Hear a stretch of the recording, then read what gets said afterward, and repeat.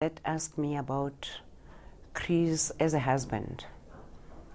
He was a loving, understanding. He adored me and his children. He was the most loving person I had ever met. He had sense of humor. When at home, he was a total different person from when he was with comrades at rallies or wherever he had to do work. He knew, my children told him whenever he came home to say, "Dad, at home, you are a father, you are not a cader. So we are going to behave normal." He was a loving father. I'll give you an example of how lovely and how much sense of humor he had. My late daughter, Kwezi, had a Walkman. So Chris had a small transistor radio that he used. It used batteries. His radio used to be on 24/7. So Norma Kwezi must have, her Walkman batteries must have been flat. So she decided to take batteries from her father's radio to put them in her Walkman. So when the dad came back from work, I think he wanted to listen to news, and he couldn't get anything.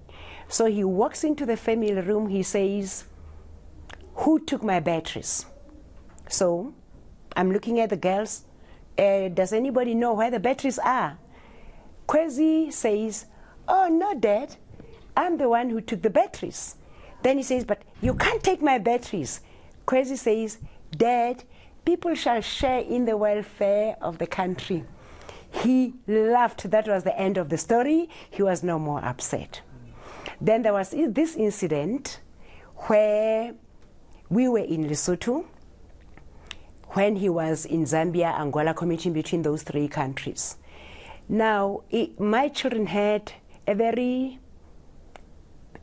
different, I wouldn't say upbringing, but they didn't grow up like other children who had both parents at home at all times.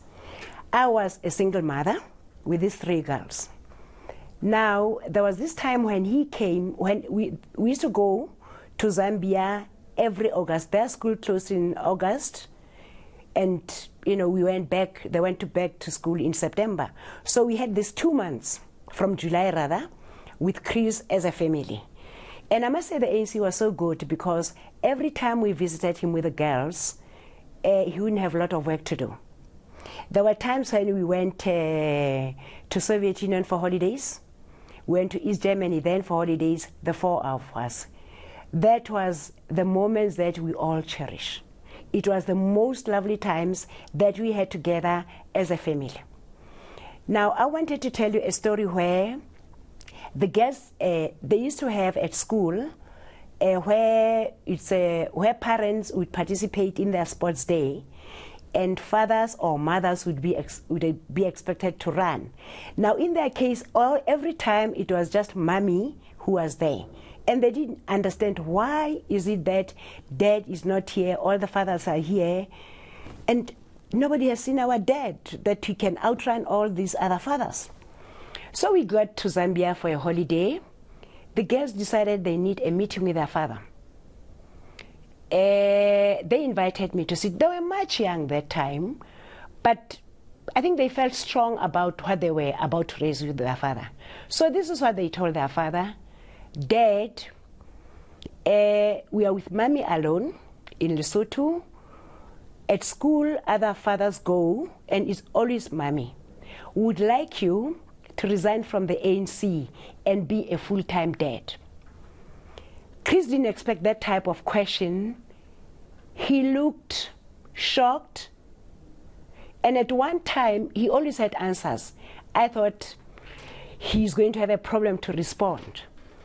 But it was so interesting the way he responded. He said to the girls, "I understand that you miss to be with me, but then you'll have to make a choice. I can leave active politics tomorrow and be with you.